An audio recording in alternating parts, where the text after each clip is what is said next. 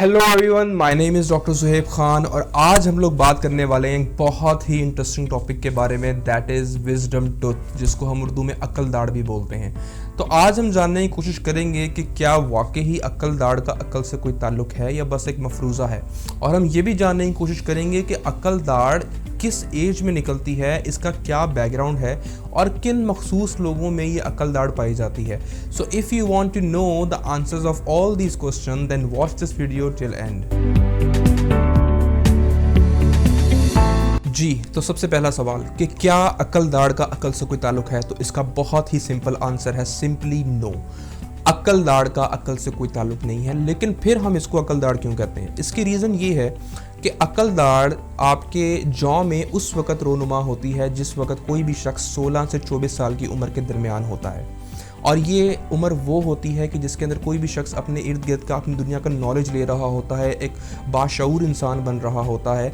तो इस एज की वजह से इसको कहा गया है कि अक्ल दाढ़ ये उन सालों में निकलती है कि जिस वक़्त इंसान को अक्ल आ रही होती है। सो बस ये इसका रीज़न है कि इसको विजडम टूथ या इसको अक्ल दाढ़ कहा जाता है। अब हम देखेंगे इसकी थोड़ी सी साइंटिफिक पर्सपेक्टिव कि साइंस क्या कहती है कि अक्ल दाढ़ क्यों निकलती है और ये क्यों इतनी पेनफुल होती है। तो साइंटिस्ट का मानना ये है कि पुराने वक्त के लोग, एंसेस्टर्स जो थे, उनके पास इतनी सहूलियात नहीं थी खाने पकाने के लिहाज से जो कि आज मौजूद हैं।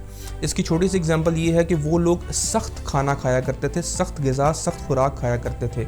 आजकल तो गोश्त जो है हम उसको कुकर प्रेशर में डाल के नरम करके सॉफ्ट फूड्स वगैरह खाते हैं, burger, shawarma, roti, each and everything that is totally cooked, अच्छी खासी पकी हुई नरम ग़िज़ा हम लोग खाते हैं। लेकिन पुराने वक्त में खाने को इस तरह पकाने के, इस तरह की चीज़ों की किसी किस्म की सहूलियत मौजूद नहीं थी, और वो बहुत ही हार्ड एंड रफ़ फूड खाया करते थे, जिसकी वजह से उनको जबड़े के अंदर ज़्यादा फोर्स जनरेट करने की ज़रूरत होती थी, और उनके दांत भी ज़्यादा होते थे, उनके जबड़े का साइज़ भी बड़ा होता था, उनके स्कल का साइज़ भी बड़ा होता था, और इवन कि उनके जो कद और उनकी जो बॉडी का स्ट्रेचर होता था वो आज के इंसान से काफ़ी तगड़ा और काफ़ी बड़ा हुआ करता था।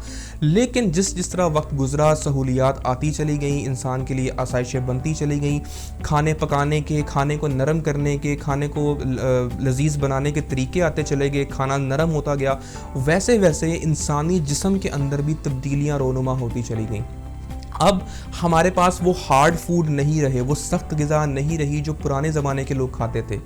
तो इंसानी जिस्म का एक मैकेनिज़्म है, एक थ्योरी है साइंस की कि हमारी बॉडी के अंदर जीन्स होते हैं। जो भी हमारी बॉडी की क्वालिटीज़ जिसको हम वक्तन फ़वक्तन, आहिस्ता आहिस्ता, जनरेशंस हम कोई काम ना करें तो बॉडी के अंदर वो जीन्स जो हैं वो परमानेंटली डिमिनिश या सप्रेस होना शुरू हो जाती हैं। ऐसा ही कुछ हुआ उस जीन के साथ जो कि इस दाढ़ को बनाने के लिए रिस्पॉन्सिबल था। तो आज भी कुछ लोगों के अंदर वो जीन्स अगर एक्टिवेट हो जाएं या वो जीन्स डोमिनेट हो जाएं तो उस शख्स को वो दाढ़ वहाँ से निकलती है। लेकिन अनफॉर्चुनेटली क्योंकि जबड़े का साइज़ छोटा हो चुका है तो अब वो उस एक एक्स्ट्रा दाढ़ को अकोमोडेट नहीं कर पाएगा।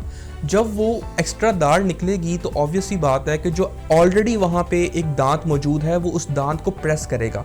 हमारे जो दांत होते हैं वो स्ट्रेट होते हैं, जो आपकी अक्ल दाढ़ निकलती है वो बिल्कुल टेढ़ी निकलती है। वो टेढ़ी निकल के इस ऑलरेडी मौजूद दांत को प्रेस करती है, और जिसकी वजह से जिन लोगों को विजडम टूथ होता है उनको बहुत शदीद दांत के अंदर पेन होती है, और अल्टीमेटली उनको थ्रू अ माइनर सर्जरी उस दाढ़ को निकलवाना पड़ता है, जिसके अंदर इन्फेक्शंस भी हो सकते हैं।